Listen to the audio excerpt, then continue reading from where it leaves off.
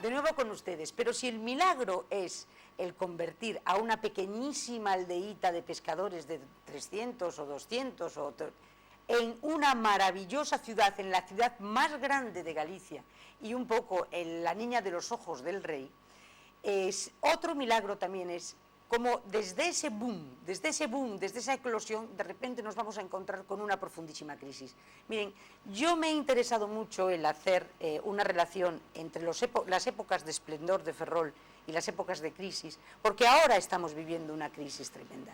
Una crisis tremenda, pero que ustedes fíjense, al lado de las que hemos vivido y nos va a contar nuestro invitado, esto prácticamente sería hasta una cosa suave. Como se salió entonces, yo creo que seguramente que saldremos ahora, ¿verdad, Pepe? Porque Hombre, las sí. crisis fueron terroríficas. No. O sea, tenemos un Ferrol la de hoy esplendoroso, es una bendición al lado de las que hubo en Ferrol. ¿verdad? ¿Y qué pasa? O sea, es todo Bueno, esplendor, viene gente de todas partes, la cuestión social y económica de la ciudad, me imagino que pujante. La primera crisis para Ferrol es que se muere Fernando VI y viene su hermano desde Nápoles a reinar en España, que es Carlos III. Bien. Y Carlos III se mete en una guerra catastrófica para España, que se llama la Guerra de los 7 años, que cuando se mete Carlos III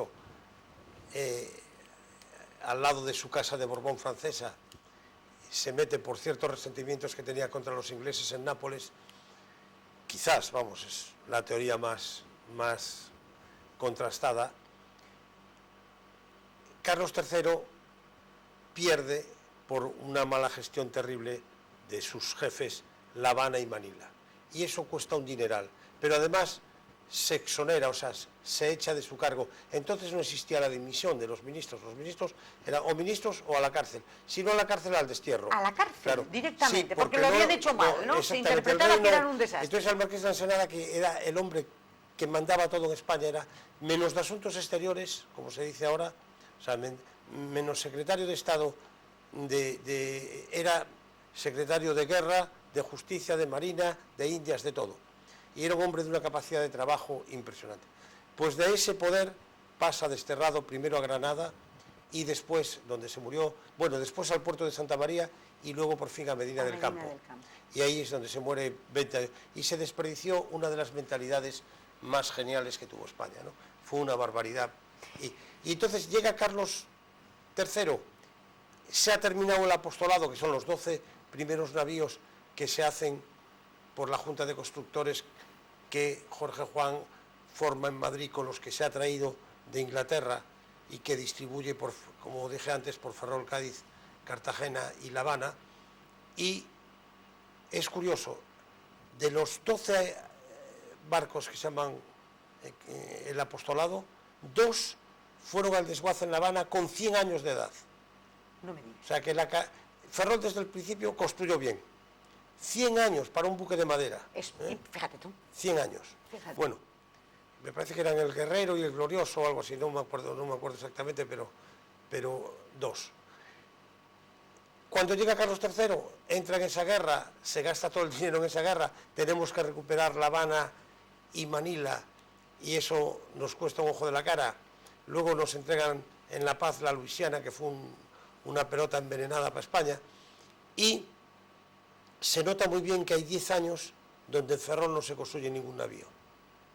Pero después, a partir del año 68, 1768, ya se recupera el ritmo de construcción y eso va a ir increciendo hasta el año cumbre desde un punto de vista del material y de la organización de la Marina, porque es el año en que se publican las ordenanzas famosas de la Armada de Carlos IV, que las hacen Mazarredo y Escaño, que es 1793, y ahí con 74 navíos de línea, 50 y tantas fragatas y 400 y pico de embarcaciones menores, es el momento que la Marina tiene más fuerza de toda su historia.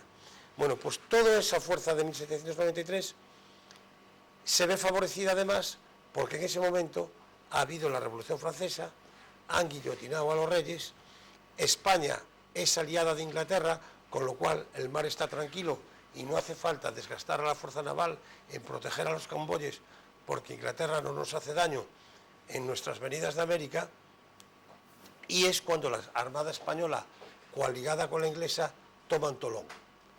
Y están allí desde junio hasta diciembre de 1793, precisamente. el almirante que mandaba la parte española se llamaba Lángara, don Juan de Lángara, y el inglés era el almirante Huz. Y allí destaca un chico que brillaba mucho, que se llamaba don Federico Gravina, que es el que manda, digamos, las fuerzas de desembarco españolas en Tolón. La guerra del Rosellón, que empezó muy bien, termina muy mal, y tanto el rey como Godoy están en pánico, y entonces se rompe la alianza con Inglaterra y se va a la alianza, se hace, yo le llamo en un libro que escribí, el cuarto pacto de familia con los que habían matado a la familia. Efectivamente, o sea, pero ya estamos con Carlos IV. Claro, con Carlos IV. Sí. Y entonces se hace la alianza con la República Francesa, que para mi gusto, como oficial de Marina, no fue un desastre. Un desastre. Un desastre. Y a partir de ahí, después con Napoleón peor todavía, todo el afán de Francia es quedarse con nuestra Marina.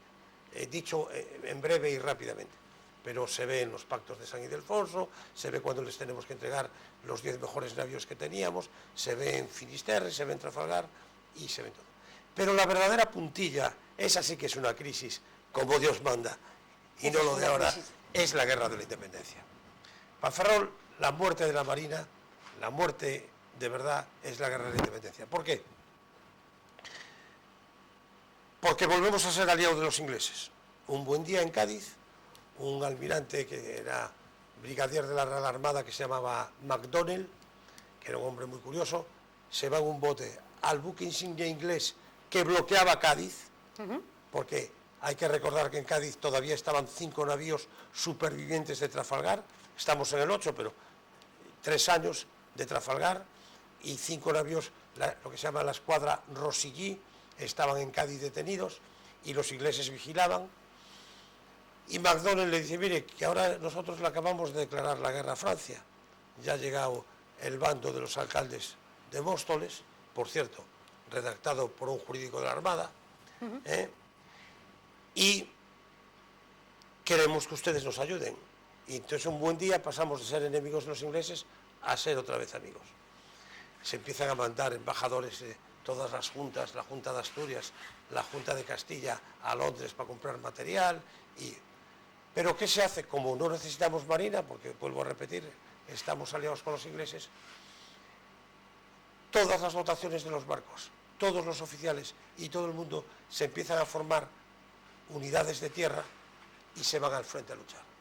En Ferrol no solo se formaron batallones con la marinería y los oficiales, sino que con la maestranza de los arsenales se formó un batallón que se llamaba el Batallón de Desterrados, que se fueron a luchar al frente a Medina de Río Seco y más para arriba hasta Gamonal y todas las batallas que hubo de...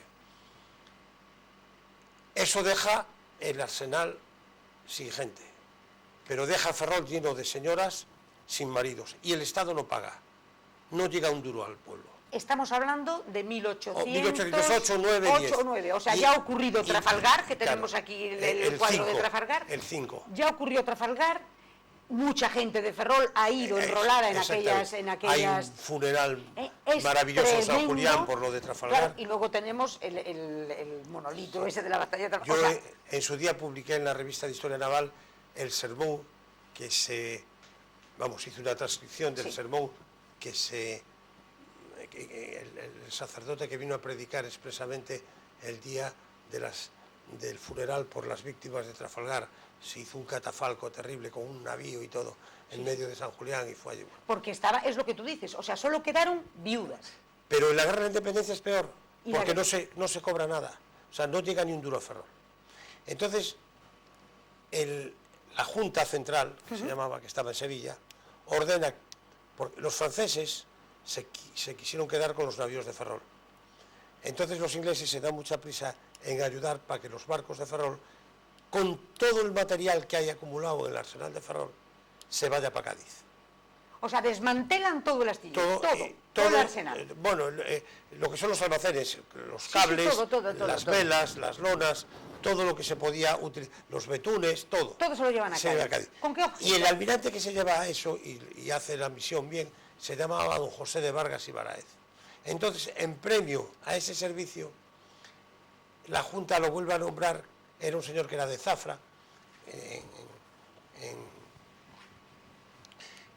perdón, de Zafra, era de, qué tontería he dicho, era de Cabra, en Córdoba. Había 3 egabrenses mandando barco en Trafalgar. Es curioso. Es curioso. De un pueblo, y eran Vargas Ibáñez, Pareja, que va a morir luego como capitán general en Chile, y padre del Pareja, que se suicida cuando lo de Méndez Núñez en el Callao. Ajá. Y el otro era Alcalá Galiano. Don Dionisio Alcalá Galiano era los también 3 de Cabra. de Cabra. O sea, de los 15 barcos que hay españoles en Trafalgar, 3 estaban mandados por egabrenses.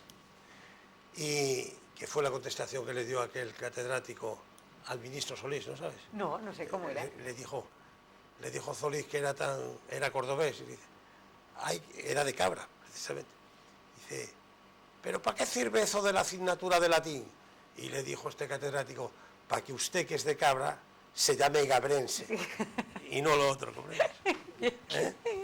Bueno, está bien. Pues entonces a don José de Vargas lo premian con ser capitán general de Ferrol. Ajá. Y se viene a cumplir.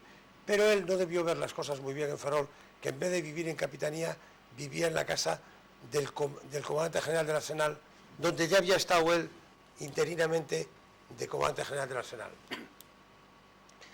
Y un buen día de 1810, que es un año tragiquísimo para Ferrol, porque se produce esta tragedia, y la de la fragata Magdalena y el bergantín Palomo en Vivero, que se murieron en todos. 4 horas se ahogan 500 personas, más o menos. Dime, bergantín Palomo, ¿dónde fue tu perdición? En la playa de Vivero y al toque de la oración. Di, fragata Magdalena, qué mal tiempo te dio el mar. Dice, todos los tiempos son buenos si Dios no da tempestad. Bueno, pues esta tragedia enorme se junta con que todas las que vendían en la Plaza del Pescado, faltas de dinero, faltas de apoyo con los maridos en el frente, con los hijos. Nadie cobraba, la gente esa de que vivía de entonces, de lo que podía. Se enteran que ha entrado un barco de Cádiz que precisamente traía el nuevo capitán general, y Vargas tenía que embarcar en ese barco y volverse a Cádiz. Y dicen, el populacho inventa, que venía con dinero, y que el general, que entonces no había almirantes, se llaman generales de marina, no quería dar ese dinero. O sea, ese barco venía cargado de dinero, y aquí este señor poco mucho, menos que porque lo si no nos dura esta historia 2 horas. Sí, sí. Resumiendo mucho, una tropel de señoras van en avalancha hacia la puerta del dique. La más agresiva era una que se llamaba la Alarcona, porque era la mujer de Alarcón, y Alarcón era un carpintero de Ribera. Y cuando vayas otra vez a Herrerías, mira lo que era un compás de carpintero de Ribera, porque era una cosa enorme, con 2 púas de acero así. El otro día le dije a mi mujer, mira lo que era el arma que lleva. Y la Alarcona, llevaba la Alarcona el arma. Los infantes de marina que guarnecían la puerta iban a disparar. Y el almirante dijo, no hombre, no seáis brutos, no disparar, dejar que pasen, yo les explicaré cuál es la situación, las calmaré y les diré que entraron, le clavaron el compás al general en la barriga y lo llevaron arrastrando el cadáver descuartizado hasta el cuadro de Esteiro, dejando los restos dentro de la casa, delante de la casa del intendente, como diciendo, el siguiente eres tú.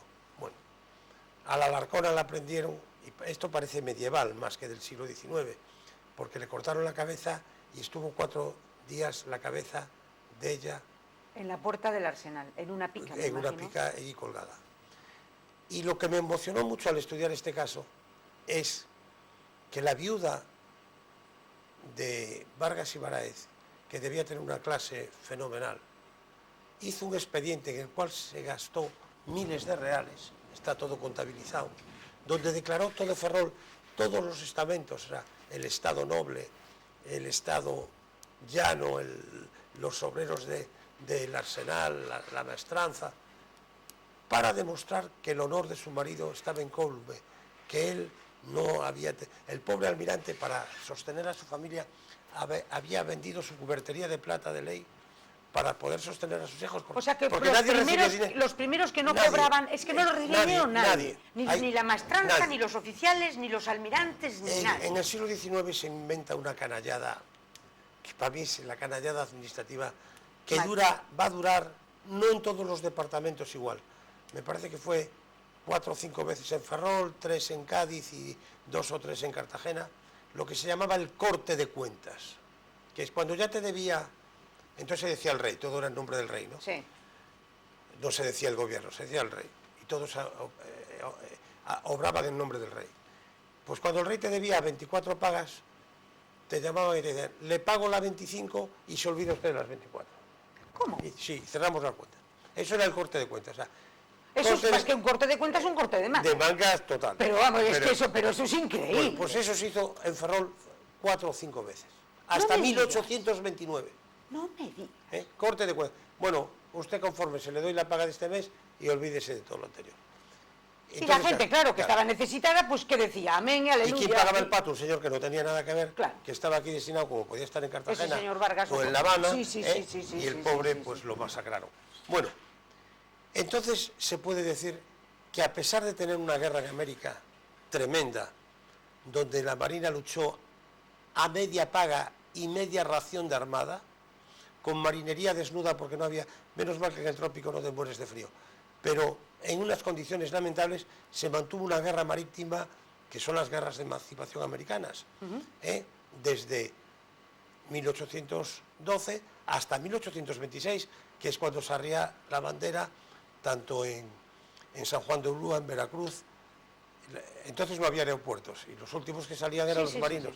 Entonces la última bandera española que ondea en México es en San Juan de Ulúa, que era la cabecera de la base naval de Veracruz, y el Callao de Lima, que era el apostadero de la pomposamente llamada Escuadra de la Mar del Sur, porque España oficialmente nunca admitió el nombre de Océano Pacífico. Para nosotros siempre fue la Mar del Sur, porque cuando la descubrió Núñez de Balboa, la vio viniendo del norte, la vio al sur. Venía del Mar del Norte, que era Cuba. Si tú La Habana corre el este-oeste, si desembarcas en la orilla norte, lo que ves enfrente es la Mar del Sur. Y se llama Pacífico por culpa de Pigafetta, que era el cronista de Magallanes, y dicen, el día de hoy llegamos a un mar que por su placidez le hemos puesto el nombre Pacífico, cuando los vaguíos y las tempestades del Pacífico son brutales, pero bueno, cosas de la semántica, ¿no? Bueno, pues esa crisis de Ferrol sí que es, se muere la gente literalmente de hambre, pero como un marino de graduación o sin graduación no podía pedir limosna porque era deshonroso, se vestían de uniforme. Esto pasó también en San Fernando y pasó en Cartagena, pero muy acusadamente en Ferrol, donde tenemos todas las instancias publicadas, o sea, no hay más que leerlas. Y dicen, el día de hoy murió en este departamento el capitán de navío, don José Pérez Fernández, de inanición, es decir, de no comer, de no tener nada que comer. Y se ponían su levita mejor, se sentaban en el salón de su casa a esperar la muerte. No me digas.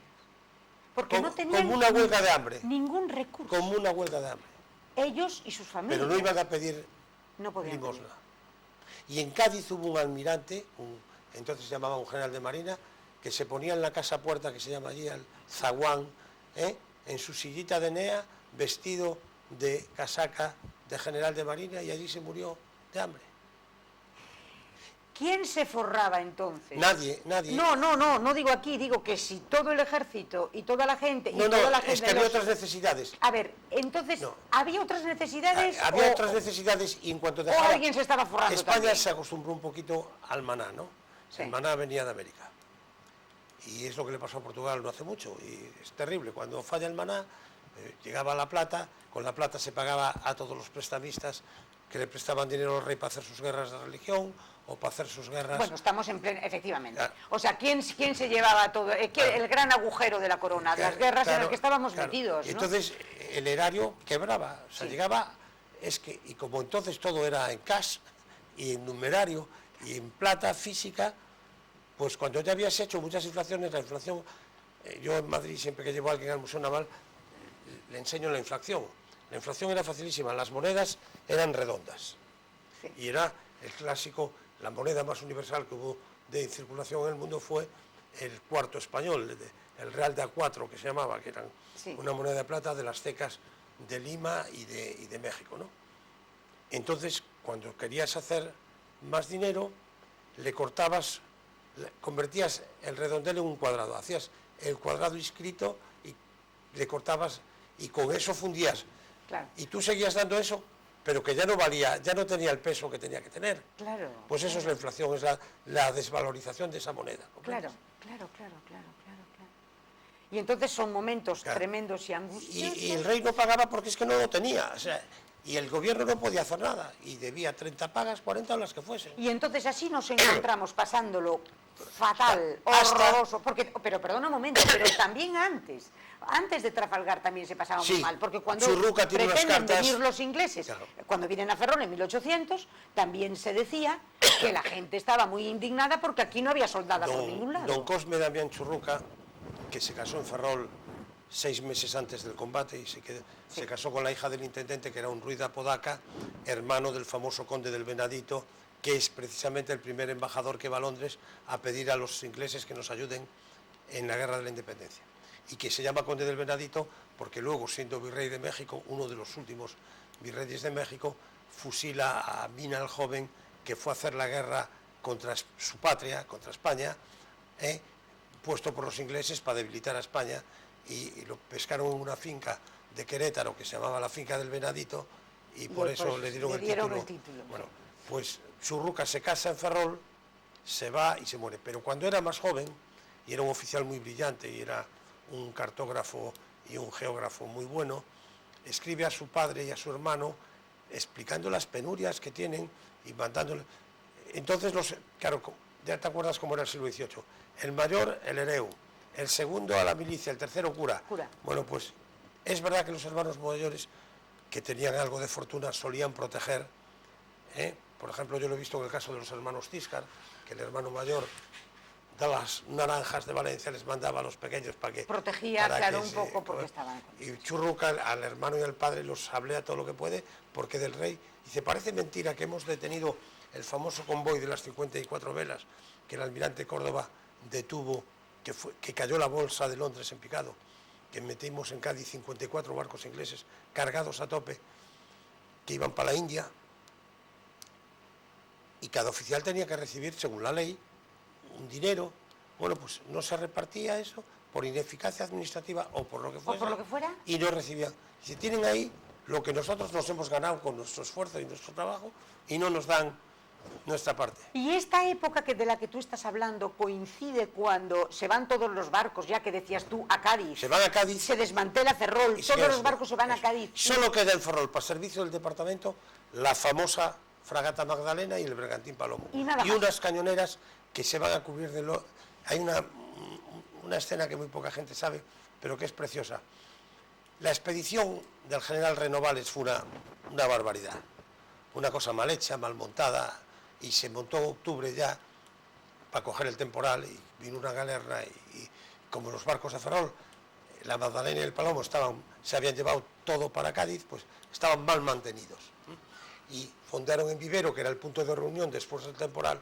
Llegó la galerna, es el viento del norte puro, que no tienes escapatoria, te vas contra la costa si te falta la cadena.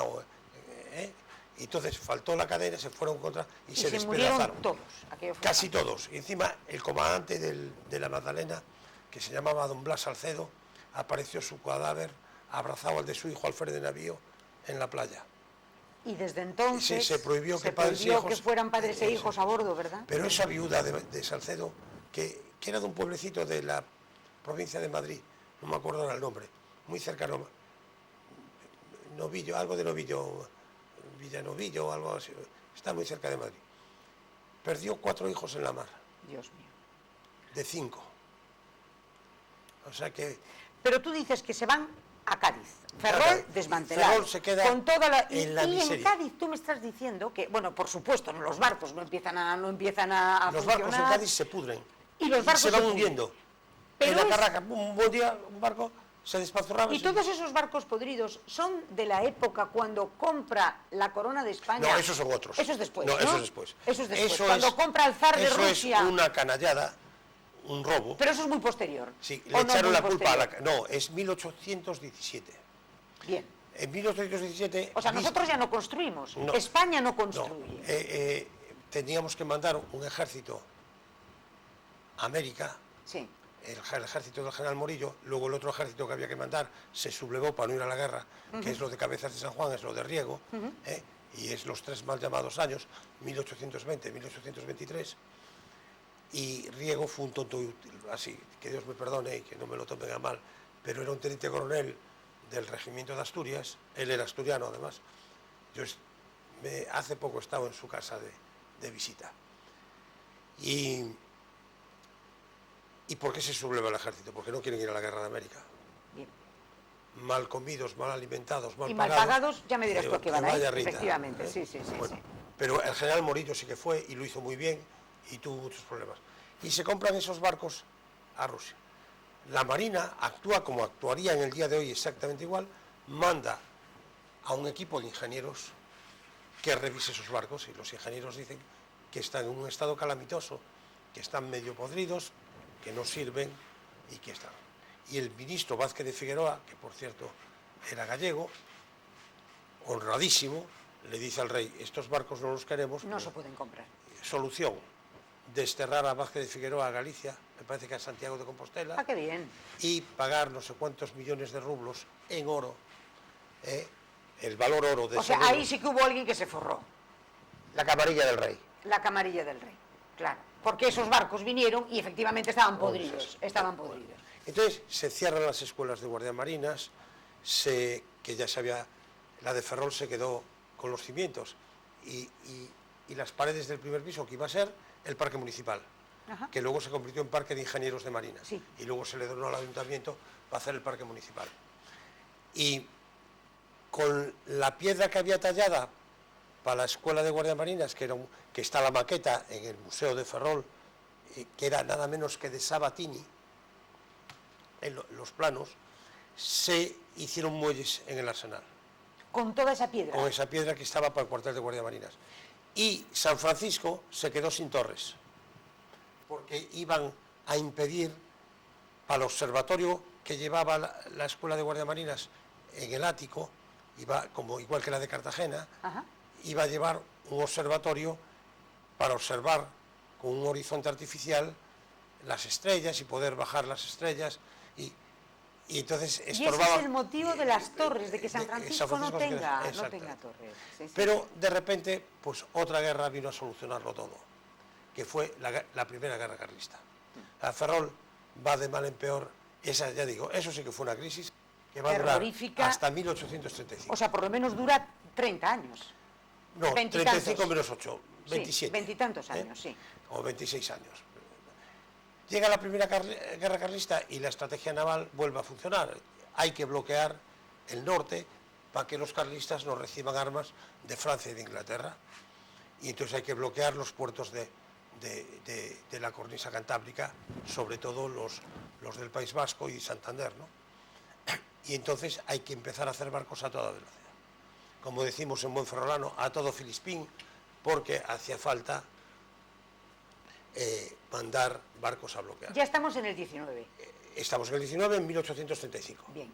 La primera carlista, que es una guerra civil en condiciones, que es la especialidad de España, las guerras civiles. Sí, sí, muy típicas. Ya vienen desde los reyes católicos, con los comuneros y con las germanías y con todo, siempre nos hemos dedicado a las guerras civiles, o guerras entre hermanos, que son las más terribles.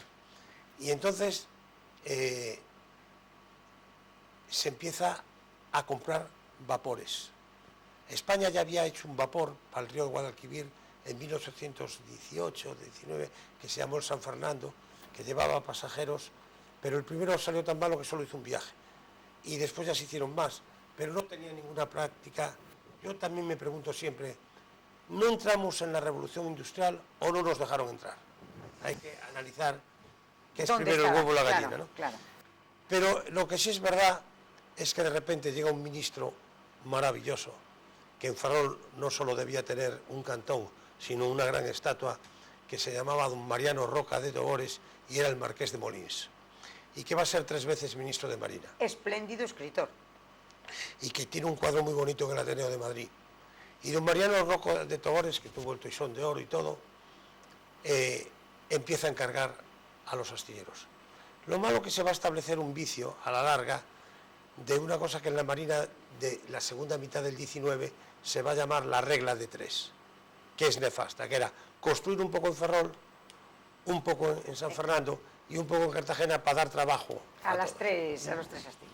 Sin embargo, cuando viene el plan Maura Ferrandiz de 1908, se vuelve a la idea primitiva de Ensenada, Ferrol para lo grande, Cádiz para lo pequeño y Cartagena para atender a los descalabros. La ley Ferrandiz, Maura Ferrandiz, cambió Cádiz por Cartagena y se hizo en Ferrol lo grandísimo, o sea, Ferrol los acorazados, en grande. Cartagena se hicieron los destructores y cañoneros y en Cádiz apenas unos remolcadores y unos patrulleros. Pero Ferrol siempre se concibió como el astillero principal para construir en cuanto perdimos La Habana, porque La Habana dio mucho de sí, porque en La Habana la cantera de madera era gratuita y era una cantidad de madera magnífica, y por eso no es de extrañar que la Santísima Trinidad se hizo en La Habana, ¿no? Y tantos otros navíos, ¿no? La Habana construyó igual que Ferrol de navíos de línea, unos 40 y tantos en ese periodo. Pero entonces viene la Revolución de Ferrol, y para hacer algo que funcione, como no se sabía hacer todavía nada en vapor, se hace una corbeta interesantísima, que es la corbeta ferrolana, que se hace en 1840 y tantos, con la tecnología que se sabía de Esteiro de toda la vida. El último navío que se botó en Esteiro fue en el Argonauta, 1795. Y la corbeta ferrolana, a pesar de no tener vapor, no tener hélice, ser de pura vela, da una vuelta al mundo impresionante. Y lleva una misión, por orden de Isabel II, una misión de franciscanos, guiada por un tal Padre Salvado, que era un gran músico, que son las grandes misiones de Perth, en el oeste de Australia, que son, hoy entras en internet y lo ves todo, la labor que hicieron. Y dicen que ese Padre Salvado es el que trae a Galicia el eucalipto. Anda. Y está muy estudiado en la revista de... Y entonces Ferrol vuelve para arriba otra vez. Entonces España, que tiene una capacidad de reacción cuando quiere espectacular, de no tener marina en 1860, o sea, en apenas 20 años, de haberla perdido, vuelve a ser la tercera marina del mundo. No me digas. Se empieza la tercera del mundo. Se encarga a Francia la fragata Numancia, que va a ser el primer acorazado del mundo que dé la vuelta al mundo también, después del combate del Callao, en vez de volver, como volvieron otros, por el Méndez Núñez, divide su escuadra en dos, él se vuelve con unos por el Cabo de Hornos, Río de Janeiro, y después va una Ferrol, otra Cádiz, para que todos celebren el triunfo al unísono, pero otro resto de la escuadra, vía Tahití, se va a Filipinas y vuelve por Ciudad del Cabo, entre ellos la Numancia. O sea que la Numancia es el primer acorazado cuando los ingleses dictaminaron que se hundiría en el Atlántico, porque un barco con ese tonelaje y con ese forro de acero sobre la madera seguramente se perdería en el mar, porque no iba a aguantar. Y aguantó. Y fueron periodistas ingleses a Las Palmas a certificar que la Numancia se había hundido, y no solo eso, sino que duró hasta el siglo XX. O sea, estamos en el siglo XIX y somos ya la tercera... Y entonces en Ferrol se empiezan a forrar en acero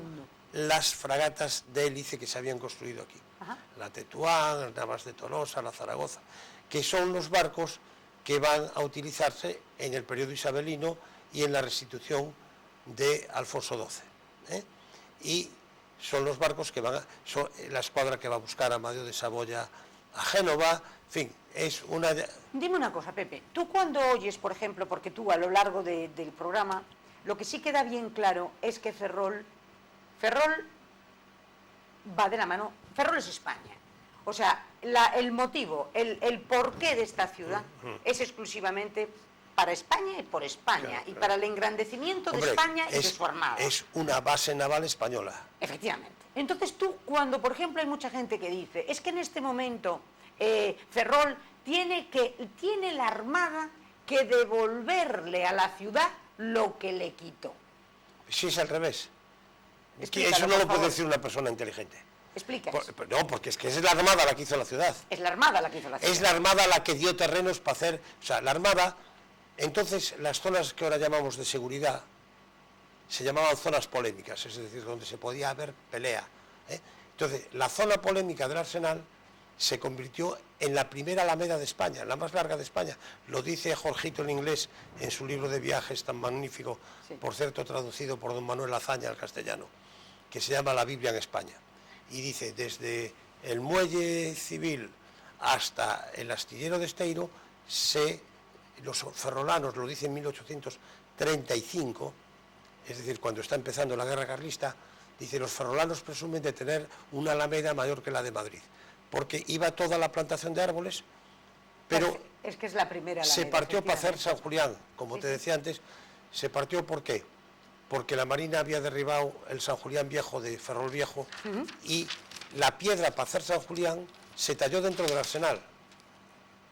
Y San Julián se construyó con el impuesto de alcoholes que entraban en la plaza para semejante masa humana que había. Se importaba mucha caña del Ribeiro y muchos vinos, y con el impuesto sobre los alcoholes se fue haciendo San Julián.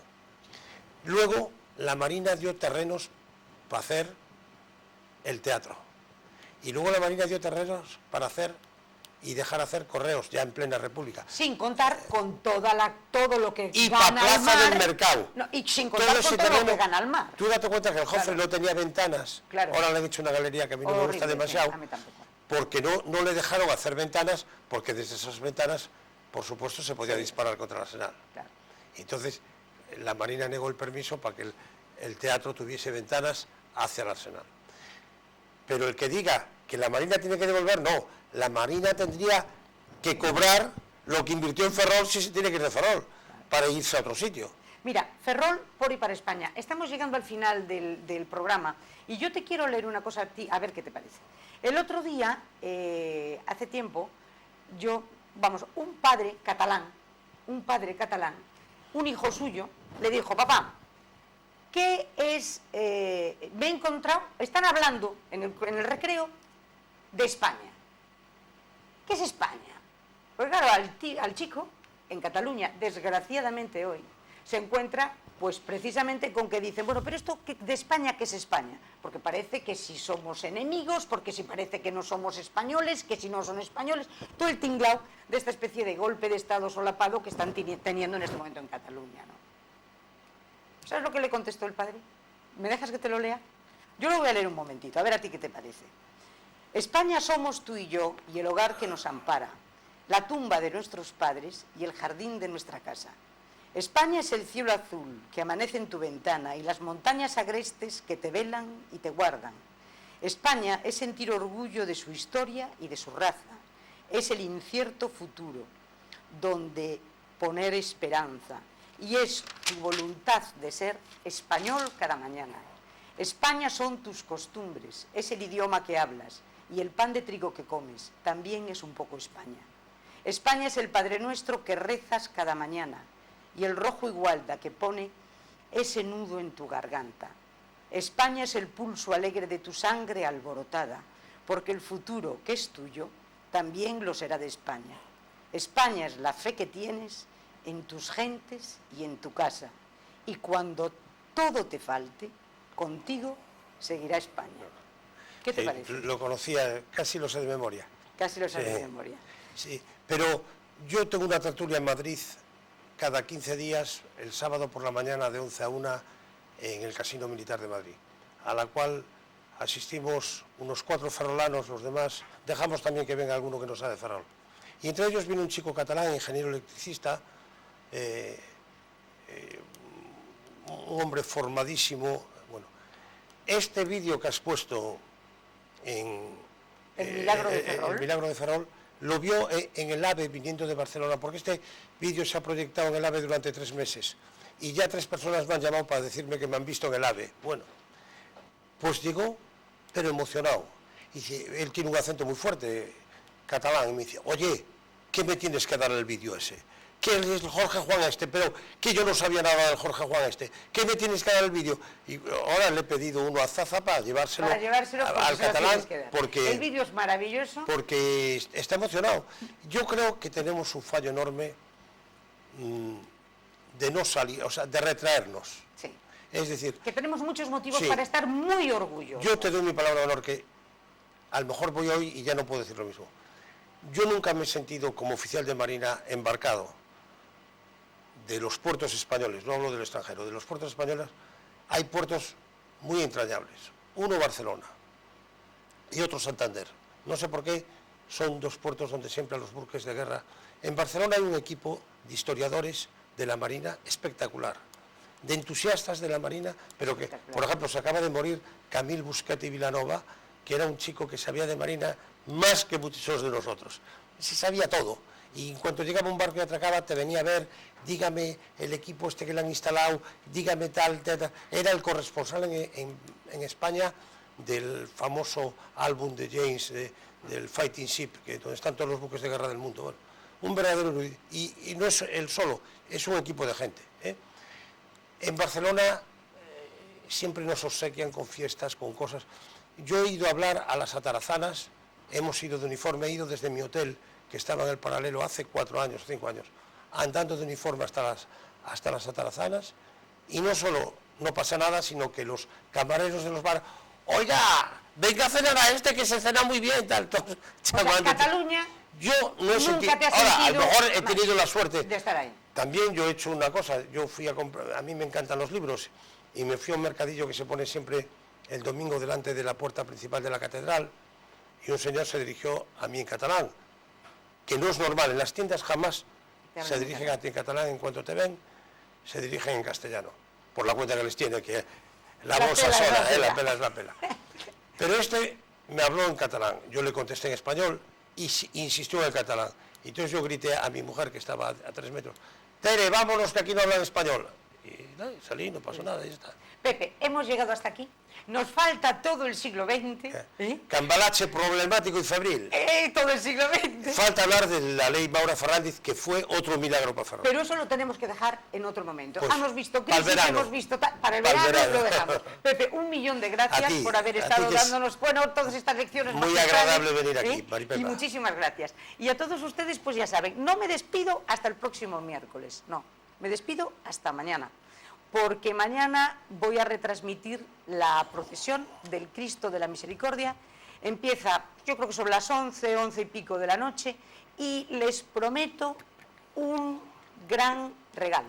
Vamos por primera vez a retransmitir en directo el encuentro entre el Santísimo Cristo de la Misericordia y la Virgen de la Piedad en la plaza de Amboaje.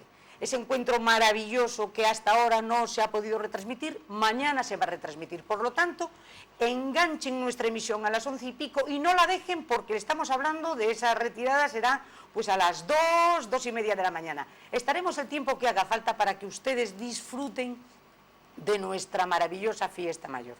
El Jueves Santo, el Viernes Santo, pero el jueves estaré yo con ustedes. O sea que hasta mañana, si Dios quiere, y muchísimas gracias.